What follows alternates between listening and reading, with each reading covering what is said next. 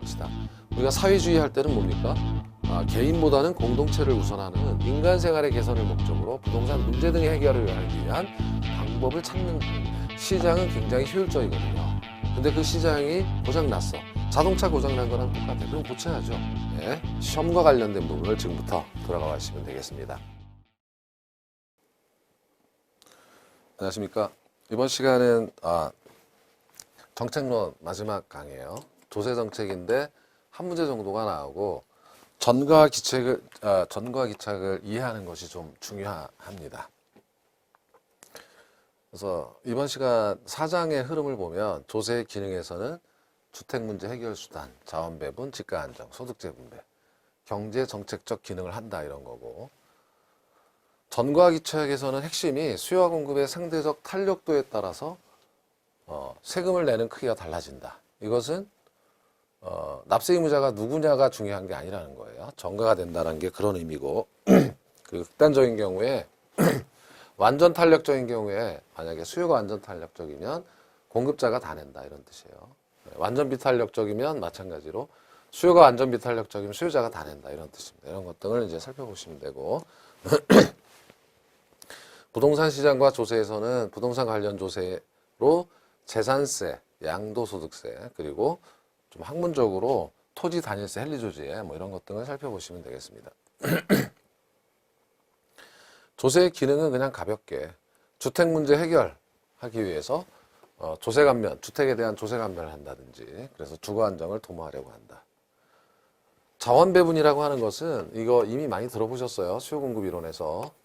수요와 공급이 주택 시장에서도 균형 상태가 있을 거고요. 이렇게 세금을 깎아주면, 가령 공급자의 세금을 깎아주면 이렇게 공급 곡선이 오른쪽으로 이동하죠.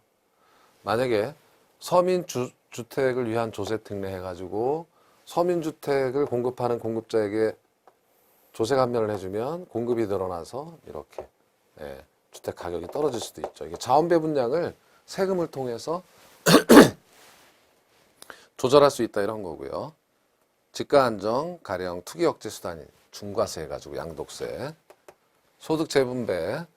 소득 재분배라는 것은 이거 누진세라는 그런 개념이에요. 기본적으로 가령 우리나라 같은 경우 얼마 전 통계 며칠 전 보면은 70%가 유산을 상속받은 금수저다. 외국은 30%인데 몇 배죠. 특히 그 상속 중에는 부동산이 많아요. 그래서 상속세를 중과세 한다든지 이렇게 해서 소득 불균형을 해소할 수 있다. 경기 조절의 가능성. 그러니까 이게 세금이기 때문에 세금은 무조건 경기 조절 수단이 되는 거죠. 이런 식으로 해서. 또 이런 식으로 생각한다면 가령 특정 산업 보호를 하기 위해서 서민주택 시장을 보호하기 위해서, 육성하기 위해서 세금을 감면해 줄 수 있다. 이런 거죠. 어렵지 않습니다. 이 부분은.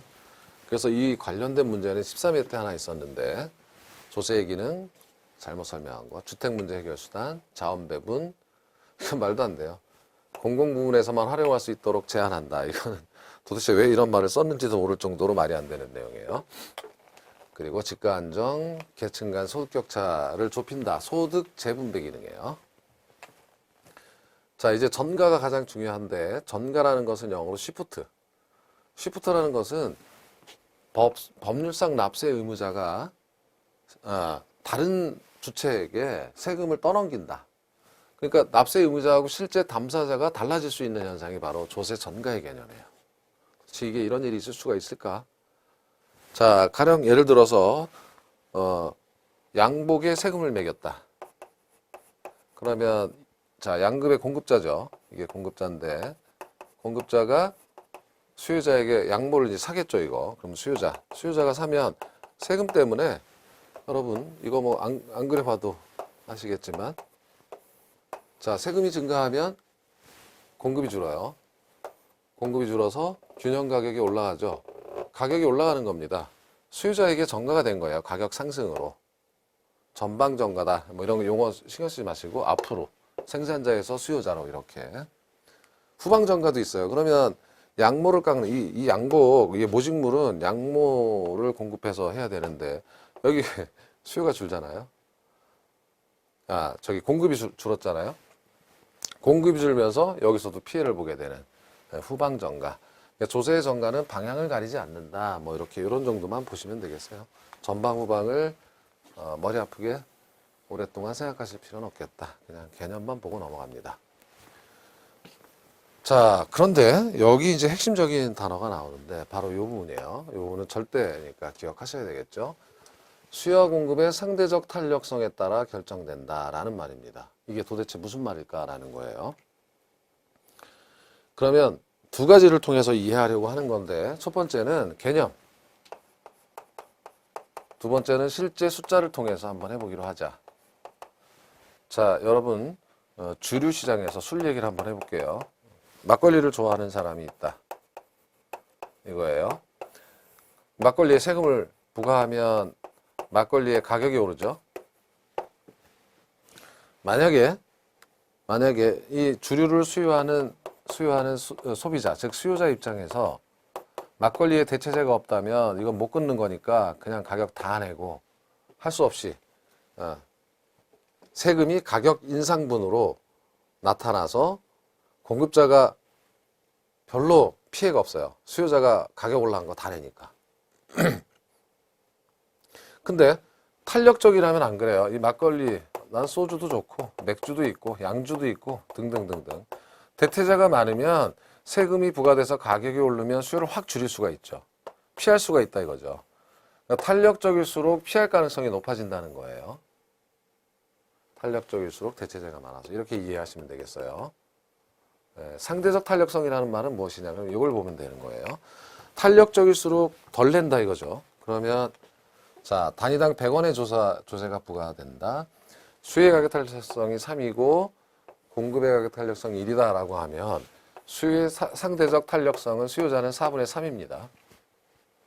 100원 중에 4분의 3을 탄력성은 회피하는 정도를 의미하니까 즉 75원을 공급자에게 전가하고 남는 나머지 25원만 소비자 몫이 되는 겁니다.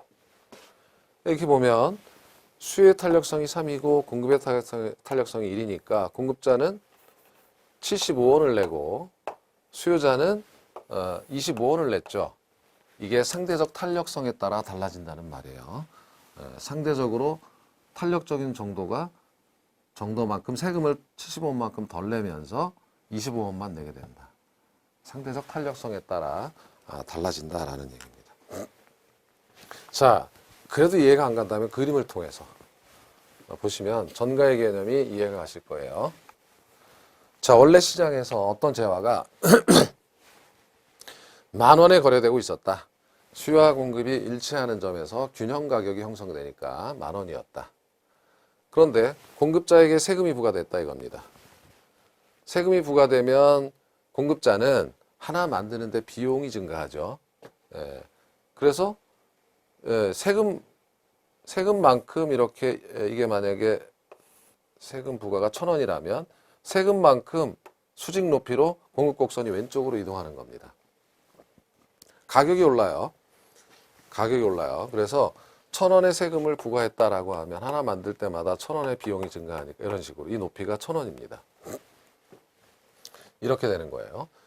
그럼 여기서 답이 나온 게 원래 가격은 10,000원이었어요. 그렇죠? 소비자 입장에서. 그런데 세후에는 얼마를 내고 사게 되냐면 1,600원을 내게 사고 되니까 세금 부과 후 600원만큼의 손실이 생긴 거고요. 생산자, 공급자 입장에서는 원래 10,000원에 팔았던 거를 세후에 1,600원에 팔았지만, 그쵸? 1,600원에 팔았지만 납세 의무자잖아요. 그래서 1,000원의 세금을 여기서 떼고 나면 9,600원입니다. 그럼 10,000원에서 9,600원이니까 400원만 손해봤죠. 이 사례에서 보시는 것처럼 납세 의무자가 공급자였는데도 불구하고 소비자가 내게 되는 거예요. 가격이 올라가는 만큼 소비자가 내게 되는 겁니다. 오히려 공급자가 덜 냈어요. 이것을 보면서 느낄 수 있는 것은 상대적 탄력성이, 공급의 탄력성이 더 크기 때문에 공급자가 덜 내게 되는 겁니다. 납세 의무자가 누구냐가 중요한 것이 아니라 상대적 탄력성에 따라 달라진다라는 거예요. 수요자는 그래서 시장에서 가격이 올라가는 만큼 부담을 하게 된다. 자, 뭐 이런 것들이 이제 그려져 있는 거고요. 그래서 여기를 보면 이거는 안 보셔도 된다라는 거예요. 수요 곡선이 상대적으로 비탄력적인 경우에 수요자가 더 많이 내는, 소비자가 더 많이 내는 거고, 공급 곡선이 상대적으로 비탄력적이라면 공급자가 더 많은 조세 부담을 하게 되는 겁니다. 납세 의무자 여부와 상관없이. 자, 그러면 극단적인 경우를 한번 보기로 해요. 몇 가지 사례를 이제 보기로 하면 수요 곡선이 완전 비탄력적이다 이겁니다. 그럼 그림에서 보시다시피 가령 원래 균형 가격은 10,000원이었는데, 자, 그럼 균형 가격은 원래 여기였어요. 10,000원에서 수량 똑같아요. 수요 곡선이 완전 비탄력적이니까 수요 곡선이 수직선입니다. 그러면 자, 여기 높이가 세금이 1,000원이 부과됐다 하면은 요 높이가 1,000원이죠. 수직 높이가 세금의 높이니까. 그럼 가격이 1,000원만큼 세금만큼 올라 버린 거예요. 그러니까 11,000원이 돼 버린 거죠. 그럼 어떻게 됩니까? 아까 보시다시피 수요자는 원래 10,000원이었는데 10,000원에 사다가 11,000원에 샀으니까 자, 세부담이 1,000원 그대로입니다. 공급자는 어떻습니까? 10,000원에 팔다가 11,000원에 팔아서 1,000원이 남는 것이 아니라 여기서 세금 1,000원을 떼고 나면 10,000원이니까 0이 되는 겁니다. 그냥 10,000원에 팔다가 10,000원에 파는 거나 똑같아요. 그래서 수요 곡선이 완전 비탄력적이면 세금만큼 가격이 오르니까 소비자에게 완전히 귀착된다 이겁니다. 혹은 공급 곡선이 완전 탄력적이라도 말이죠. 공급이 완전 탄력적이라는 건 어떤 겁니까? 공급 곡선이 수평선이라는 뜻이죠. 그러면 자, 이 세금만큼 요 수직선 이게 1,000원입니다. 만큼 공급 곡선이 이렇게 이동하죠. 그럼 가격이 11,000원으로 오르게 되는 거고, 그럼 같은 현상이에요. 같은 현상으로 어떻게 되는 겁니까?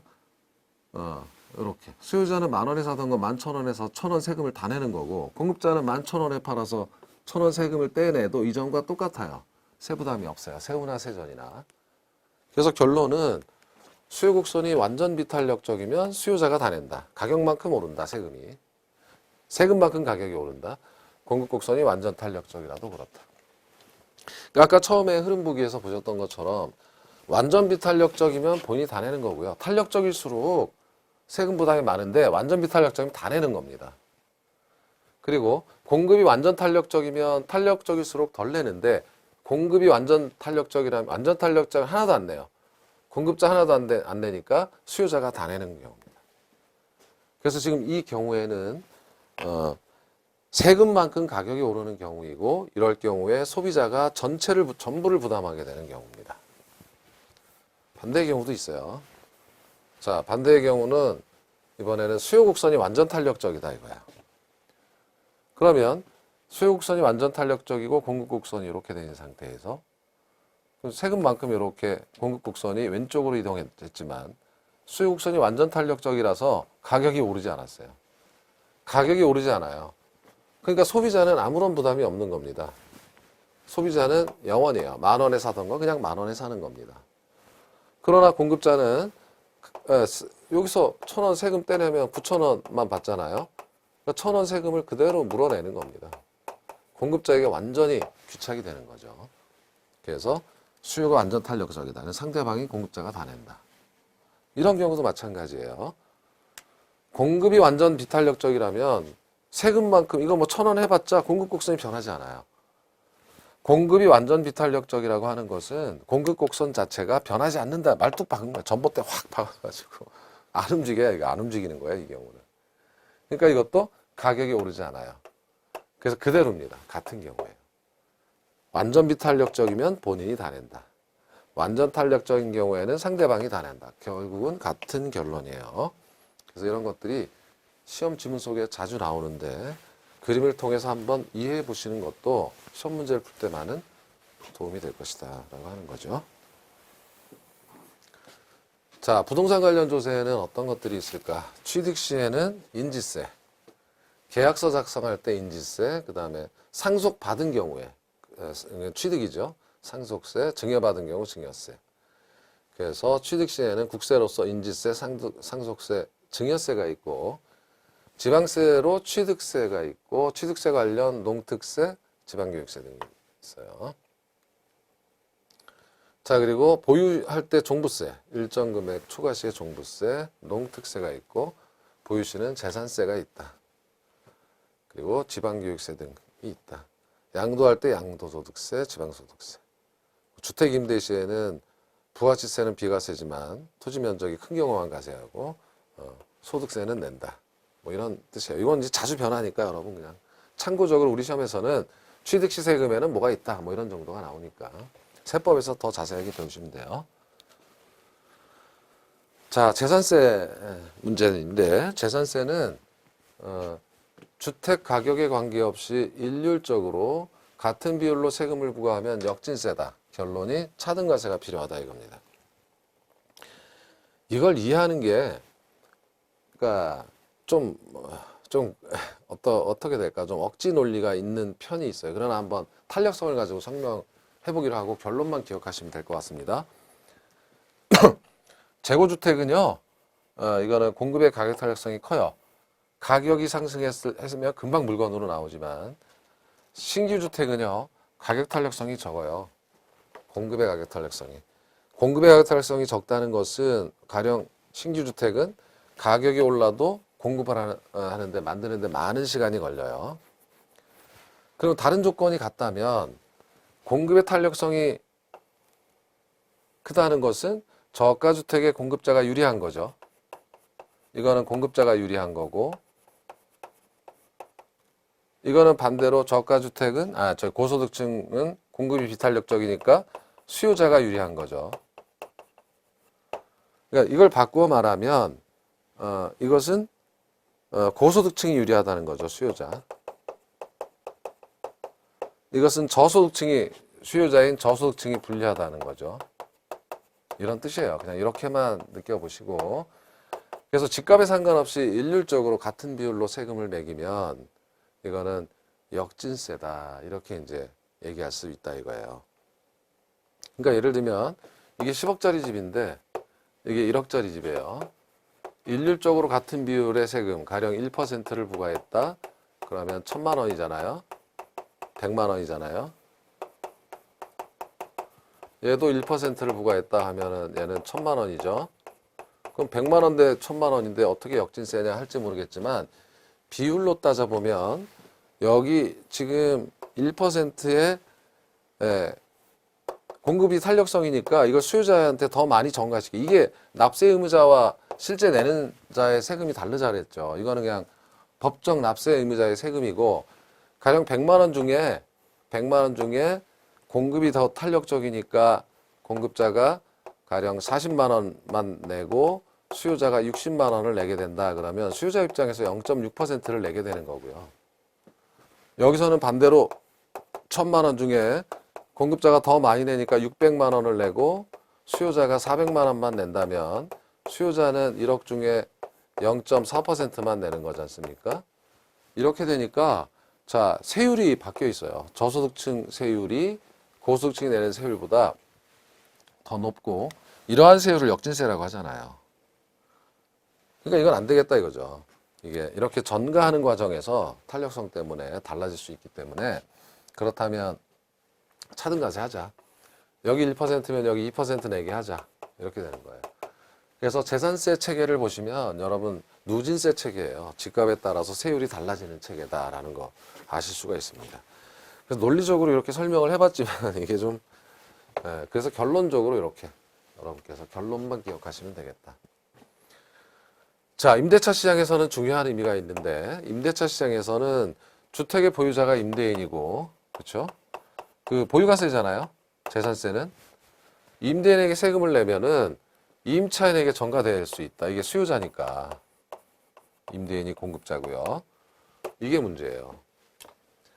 자, 쉽게 말하면 이 말의 의미는 어떤 거냐면 자, 임대인에게 100만 원의 재산세를 부과하면은 임대인이 다 내는 게 아니라 여기에 부과할 수 있고 만약에 여기에 수요 탄력성이 크면 괜찮은데 수익 탄력성이 적은 경우에는 가령 70만 원을 떠안을 수도 있어요. 수익 탄력성이 크면 가령 30만 원만 떠안을 수도 있는데, 이 세금이 부과되면 말이죠, 임대를 올려버린다는 거예요. 쉽게 말해서. 수익 탄력성이 적으면 갈 데가 없으니까 그냥 올려서 내는 수밖에 없지만, 수익 탄력성이 크다면 임대료 당신이 낼 거 나한테 전가시킨다? 그럼 나 딴 데로 갈 거야. 공공임대주택으로 갈 거야. 거기 싸니까. 이렇게 된다는 거죠. 그러니까 결론은 뭐냐면 임차인에게 전가되는 현상은 필연적인데, 그렇다면 이게 정부가 고소득 임차인 잡겠다고 여기 중과세 해버리면 임차인만, 저소득 임차인만 죽어나는 결과가 올 수가 있기 때문에 수익 탄력성을 높여가지고 그 부담을 줄여줘야 된다. 그 대표적인 게 대체제를 만들어주면 되는데, 공공임대주택을 마구마구 공급해서 자 세금 부과하고 그래서 임대를 올리려고 하면 도망가 피난처를 마련해 줘야 될 거 아니야. 뭐 이런 뜻이 되겠습니다. 자, 양도소득세에 관한 얘기를 한번 해보죠. 양도소득세는 분명히 양도세니까 이거는 매도 시에 내는 거니까 이거는 공급자가 좀 부담이 되는 세금인데 왜 수요 억제 수단이라고 할까? 이렇게 얘기를 하는 거죠. 양도소득세는요, 이건 이제 투자 목적에서 생각해 보시면 돼요. 투자 목적으로 부동산을 사는 경우에 1억에 사가지고 시세가 2억이 됐어요. 1억 벌 완전 따블이잖아요. 투자 목적으로 샀어요. 근데 양도세를 80%, 90% 내라. 그러면 9천만 원 세금을 내면 시세 차이 1억 중에 남는 거 1천만 원이야. 남는 1천만 원은 정보비용, 등기비용 뭐 해가지고 남는 게 하나도 없어져. 이렇게 된다는 거죠. 그래서 부동산 아예 투기 목적으로 들어오지 말아라. 이게 양도소득세 중과예요. 그래서 수요 억제책으로서 볼 수가 있다는 거죠. 근데 문제는 뭐냐면 공급도 준다는 거죠. 이렇게 되면 기존에 부동산을 사서 갖고 있는 사람이 이렇게 팔아봤자 이거 남는 것도 없어. 정권 바뀌면 팔 거야. 이렇게 되니까 그냥 안 팔고 그냥 들고 있는 겁니다. 언젠가 변하겠지. 이걸 동결 효과라고 해요. 락인이 잠겨 있어요. 공급이 줄어요. 그래서 문제는 이렇게 되는 거죠. 양도소득세를 중과하면 수요가 감소하고, 문제는 공급이 얼마나 감소하느냐에 따라서 효과가 달라져요. 자, 옛날에 2편에서 수요 공급 이론에서 수요와 공급 균형의 이동을 배웠을 때 이걸 배웠어요. 자, 수요가 감소하면서 가격이 하락하는 건 맞는데, 그런데 공급이 감소하는 것은 가격이 상승하는 요인이죠. 팔자가 줄었으니까. 그래서 가격이 불명확해지는 겁니다. 그리고 뭡니까? 감소니까 모두 왼쪽으로 이동했으니까 원래의 균형점보다 새로운 균형점은 왼쪽에 가 있을 테니까 수량, 즉 거래량은 줄겠죠. 균형 수량은 감소하는 거예요. 가격은 잘 모르겠고 수량은 감소한다. 실제 가격이 어떻게 되냐면 이 공급 감소폭이 문제라는 거죠. 수요 감소보다 공급 감소가 적으면 가격이 원래 목적대로 하락하지만, 그쵸? 그러나 공급 감소폭이 크다면 가격 상승 효과가 더 커서 수요 감소를 상쇄하고도 남으니까 가격이 상승하게 되는 겁니다. 만약에 수요 감소와 공급 감소폭이 같다면 가격은 불변이겠지만, 이게 시험 문제에 자주 나오는 거예요. 그래서 가격이 상승할 수도 있는 겁니다. 공급이 많이 줄면, 동결 효과가 크게 되면 가격이 상승할 수도 있어요.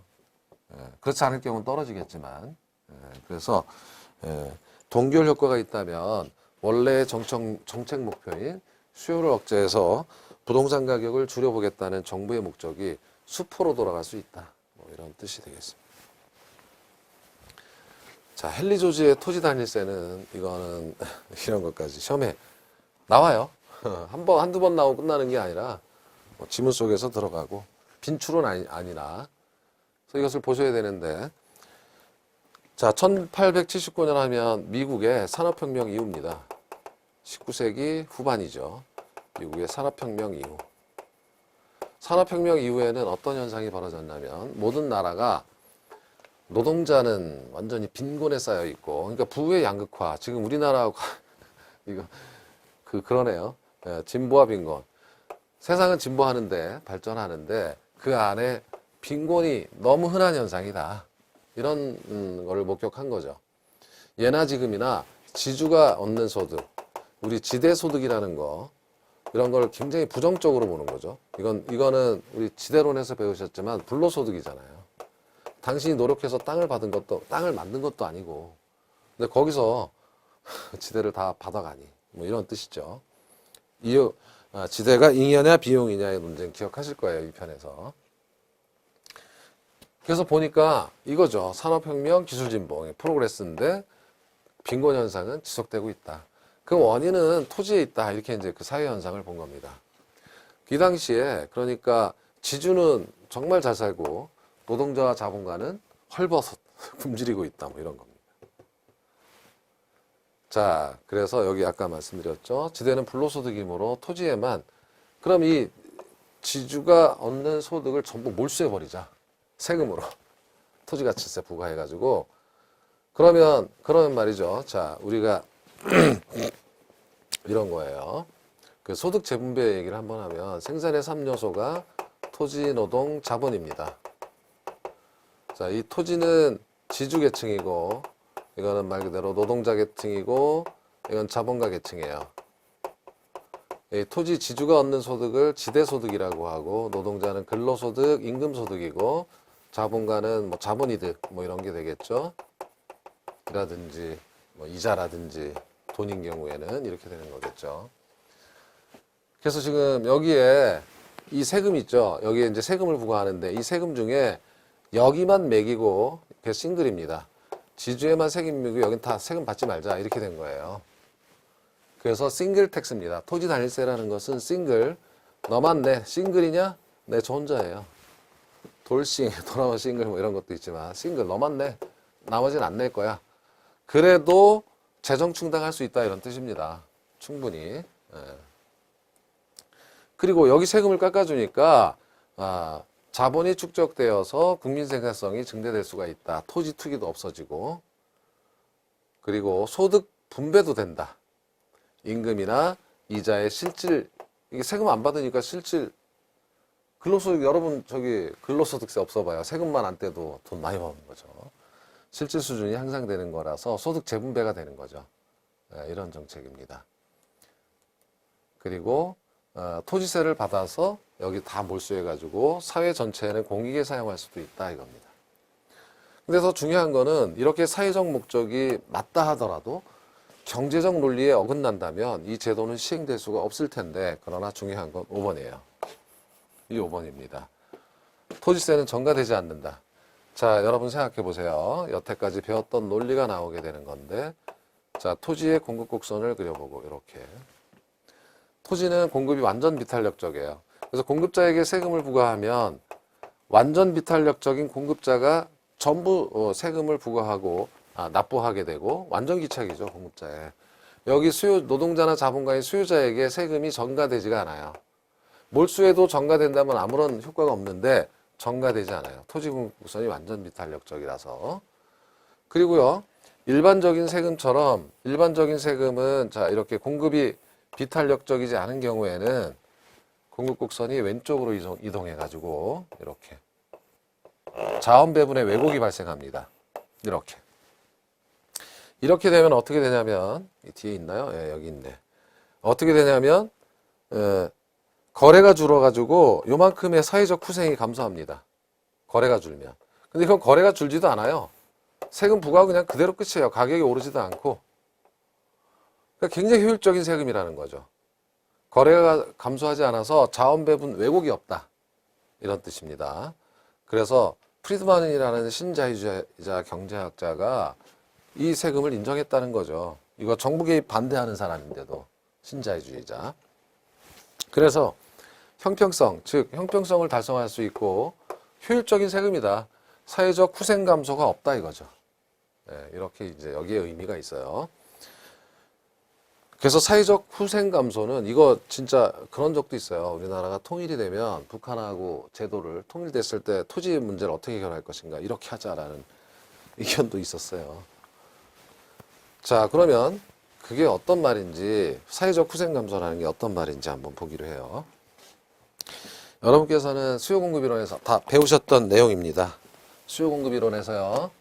아이고 배우셨던 내용인데 자 여기서 공급자에게 세금을 부과하면 공급이 감소하죠. 공급이 감소해요. 그래서 균형이 바뀌었죠. 자, 균형이 이렇게 바뀌었습니다. 여기서 일로 갔어요. 그래서 거래량이 100에서 70으로 갔습니다.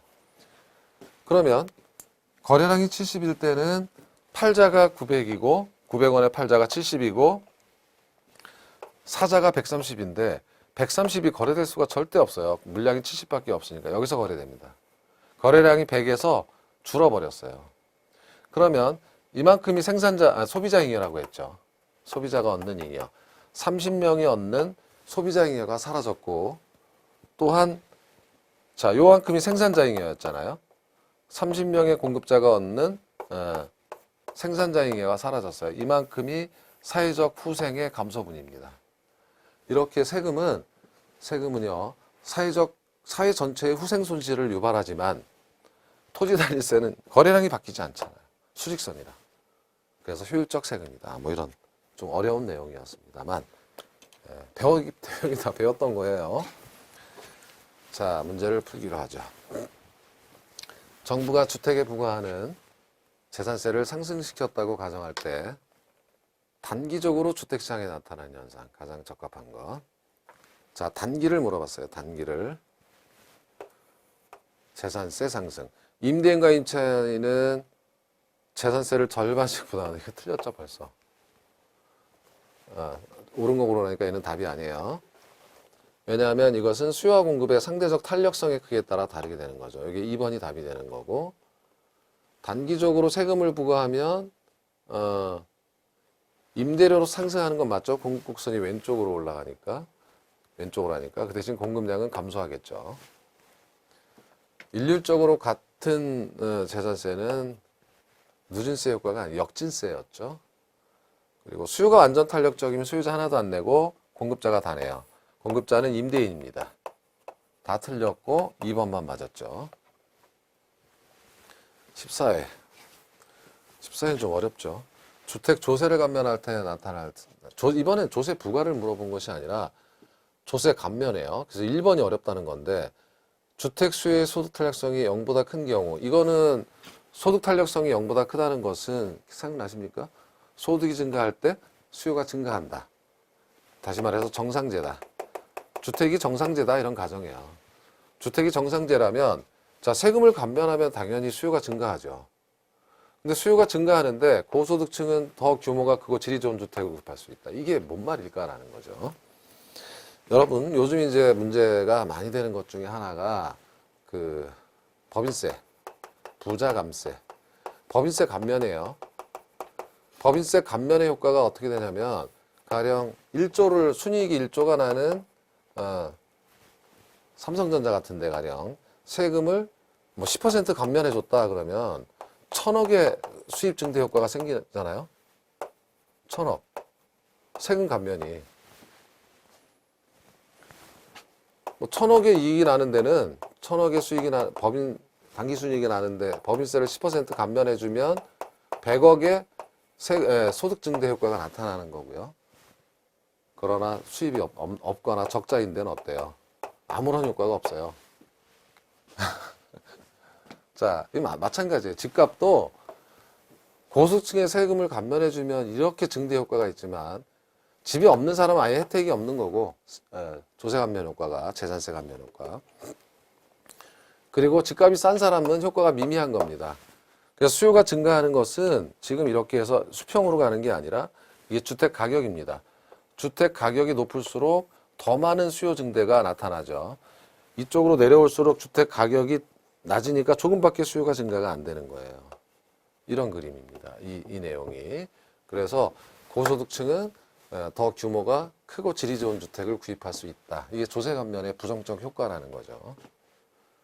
자, 이건 쉬워요. 조세 감면하면 주택 부분 증가 할 수 있죠.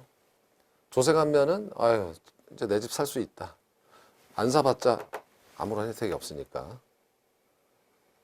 자, 조세 감면으로 주택 수요가 증가하여 주택 가격이 상승하면 저소득층은 주택을 구입하기 어려워질 수도 있어요. 그래서 이게 그런 거예요. 조세 감면은 소득 재분배를 악화시키는 겁니다. 그래서 5번이 틀렸습니다. 조세 감면은요, 조세 부과와 달리 소득을 재분배하는 효과가 없어요. 그래서 여러분 부자 증세, 경제 민주화라는 게 다 이런 소득 재분배, 그러니까 어떤 사회적 형평성을 달성하기 위해서는 세금을 매겨야 됩니다. 세금을 부과해야 됩니다. 어떤 사람이 맞는지 모르겠으나 증세 없는 복지는 허구다 라고 말해서 미운 털 박힌 사람도 있어요. 그래서 이거는 경제적으로 말할 때 분명히 5번이 틀렸고요. 예, 조세 감면은 오히려 소득 불균형을 심화시키는 거고, 조세 부과를 해야만 합니다. 예, 부자 증세를 해야 만약에 소득 재분배를 원하고 사회적 평등을 원한다면 그렇게 되는 겁니다.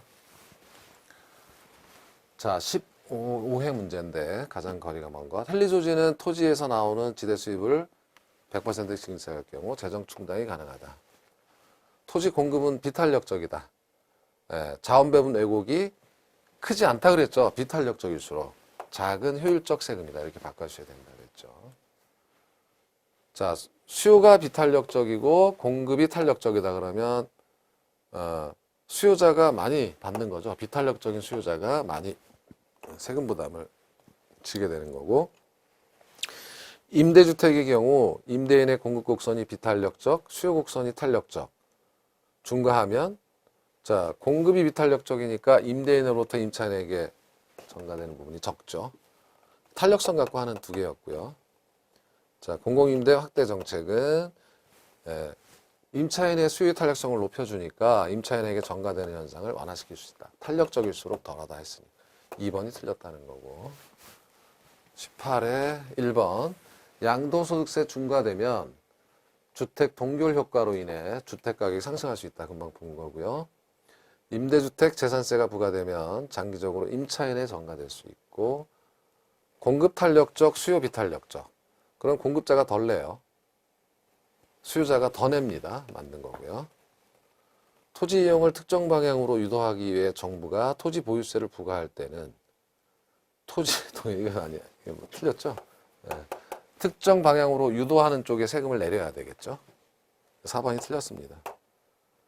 자, 토지 공급이 완전 비탄력적이다. 그러면 완전 비탄력적이면은 전가가 아예 되지도 않죠. 자원 배분 왜곡이 전혀 없어요. 그래서 맞는 겁니다. 거래가 줄지 않아요. 네, 이런 뜻이에요. 22에 부동산 취득 단계 세금은 취득 인지세. 헨리조지 말이 또 나왔어요.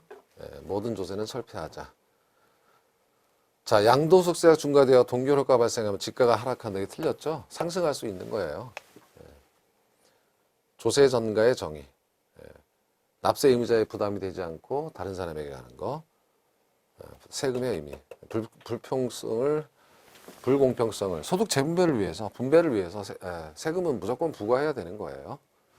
담배값만 올리지 마시고. 자, 23회입니다. 부동산 조세 틀린 거. 소형 주택 공급의 확대, 호화 주택 건축의 억제 등과 같은 주택 문제 해결. 자원 배분, 쉽죠? 양도세 중과, 거래를 뒤로 미루게 하는 동결 효과 있고, 조세 부과는 자, 수요자 공급자 모두 세금을 부담하게 하나 상대적으로 가격 탄력성이 낮은 쪽이 더 많이 부담. 절세는 합법적으로 세금을 줄이는 형해이며 조세 회피 탈세는 불법적으로.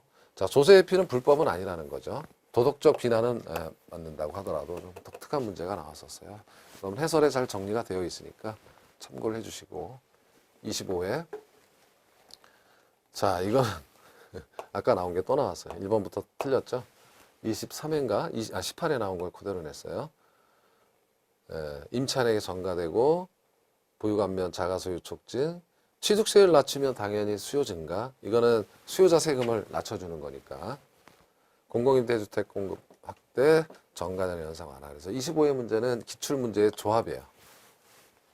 26회. 26회가 조금 수준이 있었어요. 거래세 인상에 따른 경제적 후생의 변화. 틀린 것. 수요 곡선이 공급 곡선에 비해 더 탄력적이다. 그럼 수요자가 덜 내요. 다시 말해서 공급자가 더 큽니다. 부담이. 공급이 수요 곡선에 비해 탄력적이면 공급자에 비해 수요자의 부담이 더 커지겠죠. 공급이 탄력적이니까 수요자가. 이런 게 어렵다. 소비자 행위가 나왔어요. 수요자가 실질적으로 지불하는 금액이 상승하므로 소비자 행위는 감소하죠. 그림상 이렇게 여러분 이 그림 그렇죠? 자, 공급자에게 세금을 가령 부과했다. 이렇게 되는 경우에 가격이 상승하면서 요만큼 거래가 줄었으니까 소비자잉여가 줄어드는 거고 생산자잉여도 줄어드는 거고요. 생산자잉여도 감소하는 거고. 근데 공급자가 받는 가격이 하락하는 것이 아니라 상승하는 거죠. 네, 틀렸고요. 자, 거래세 인상에 따른 세수입 증가분은 정부의 기색됨으로 경제적 아니죠. 예, 요것도 맞는 거죠. 예, 소비자잉여 감소, 생산자잉여 감소 맞고 경제적 손실은 발생하지 않는다 해서 틀렸어요. 세수입이 여기 세금 부과하면서 이게 세금이지 않습니까? 이게 거래량. 이게 세수입이라고 하더라도 요만큼의 후생 손실이 생기는 거죠. 소비자잉여 거래 감소만큼 경제적 후생 손실이 생긴다 이렇게 되는 겁니다. 예. 자, 그래서 여기까지였고요. 그 다음에 OX 문제를 보면 수요 곡선이 공급 곡선보다 완만하다. 수요가 탄력적이다. 그러면 수요자가 내는 세금보다 공급자가 내는 게 많아지는 것 같고요. 공급이 완전 비탄력적인 토지에 조세를 부과하면 수요자에게 자, 공급이 완전 비탄력적이니까 공급자에게 틀렸고요. 역진세가 되는 거 완화시킬 수 있다. 그죠? 공공임대주택 확대는 수요 탄력성을 높여주니까. 그리고 투기역대책 양도소득세 중과 동결효과 가격 상승할 수 있다 해서 만든 거죠. 자, 그래서 이번 시간에는 여기 조세 정책까지 다 마쳤습니다. 그래서 조세 주로 전가와 기착 이런 것 등이 중요했었어요. 예, 그리고 부동산 관련 조세를 보았습니다. 자, 다음 시간에는 5편으로 가서 부동산 투자론인데 부동산 투자이론 중에 1장 부동산 투자이론 이자율의 개념과 화폐의 시간가치 등에서 정리를 하도록 하겠습니다. 자, 여러분 고생하셨습니다. 고맙습니다.